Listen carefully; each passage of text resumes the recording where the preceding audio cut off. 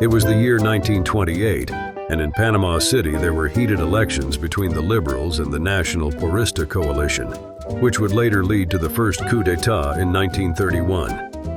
La Tamborera was a success, and the Variedades Theater had Napoleon on its billboard. In this context, in the beating heart of San Felipe, in the magical Casco Viejo of Panama, a living testimony of time is born. Villa Ana, a building that, like the pages of an old newspaper, recounts the transformations that shaped the history of a nation. A property reinvented in the splendor of La Belle Époque, Villa Ana was much more than a residence. Inside, the distinguished Arias family, especially Ana Mercedes Arias y Casa, the last of its residents, with her energetic spirit encapsulated the wildness and glamour of the roaring 20s and traced chapters of elegance and notes of the jazz age filled its halls, while on the ground floor, the echoes of the power of Wall Street were erected with the International Banking Corporation, which would later become Citibank, and then Banco Nacional de Panama. Now, as part of Hotel La Compañia, Hyatt Unbound Collection portfolio, this property invites each visitor to travel back in time and enjoy a unique experience, surrounded by art, culture, gastronomy, and an atmosphere of elegance from 100 years ago, which transports us to other times.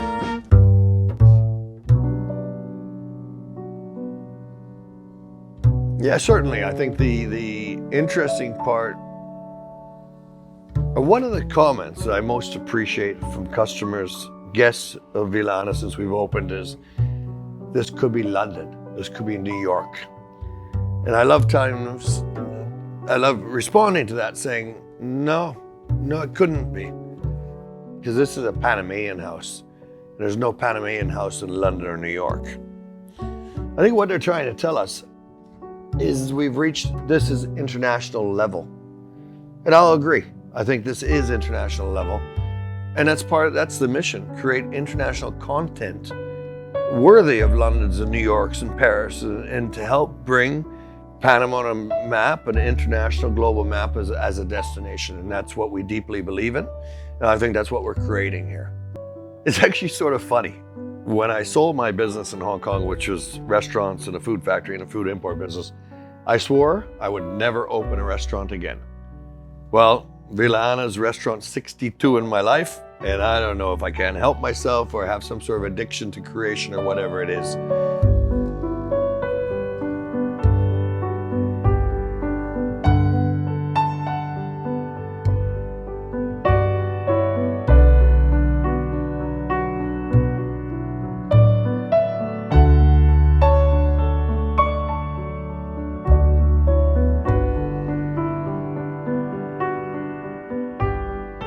The excuse I make for myself, the excuse of why I can do this, is we're creating content. And we're creating content for Casco Viejo, for the other hotels and Hotel La Compañia. We're creating more things for our guests to do. Hence the art gallery, restaurant, a jazz club, speakeasy, and the cigar lounge. It's more things for that traveler to do.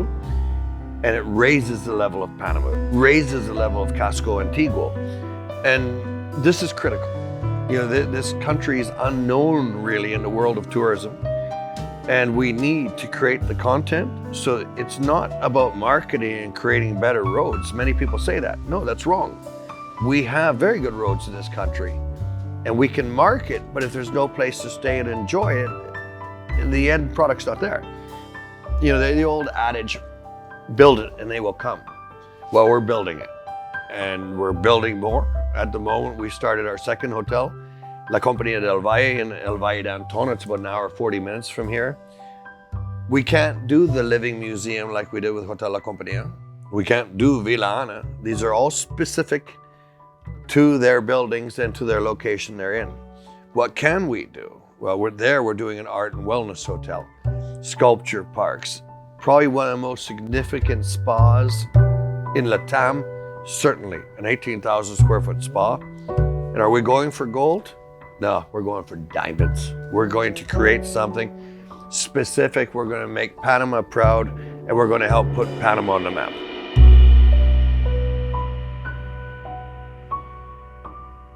The essence of Villa Ana is how it takes you back in time.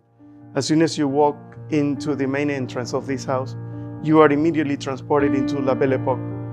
Ana was a person who was known for her Suarez, her eccentric way of seeing life, and the way that she created a world within a world.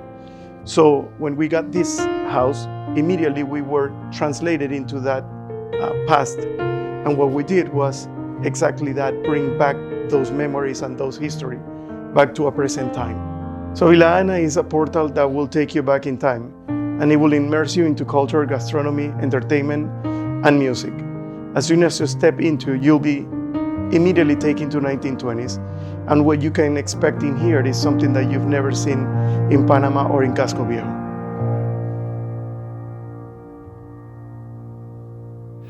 I was trained in France with Michelin star restaurant, and then I moved a bit around the world. I've been in London, I've been in Morocco, in Marrakesh, I've been in French Polynesia and Bora Bora, in Mexico, a long time, a big time of my life, and for the last 15 years, I've been here in Panama. I work on the countryside. I didn't work in Paris, I work on the countryside in Champagne, when the champagne is made. So actually, last night I was talking about a guest that used to eat at the restaurant I was working in, and some in London as well. When we start thinking about the menu, we thought about what Ana would like, or what she would do. Like one of the main dish is the gyoza. It's my root, like confit of duck. That's very traditional in France. And I was thinking, what could I do with that? And I was thinking about, some small pieces of confit. We just wrap it in the gyoza, and then we came up with the gyoza of duck. It's not all international because we're really focused on being about Asia. That's very present in the house. Panama, because that's where we are. France, because we have an influence of the French room, the French chef, and the family areas came from Europe. So we really went from using European root, Panamanian product, Asian flares or Asian techniques. That's the idea. Ana traveled.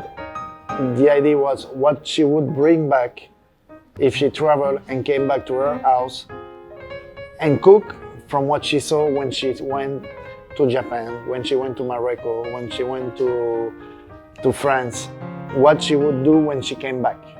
That's why I think it's Ana's cooking. I think that's the way the house has been living for the last century, and I think that's the way we cook. Behind the line, we get outside the box and we really prepare the food like Ana would like it.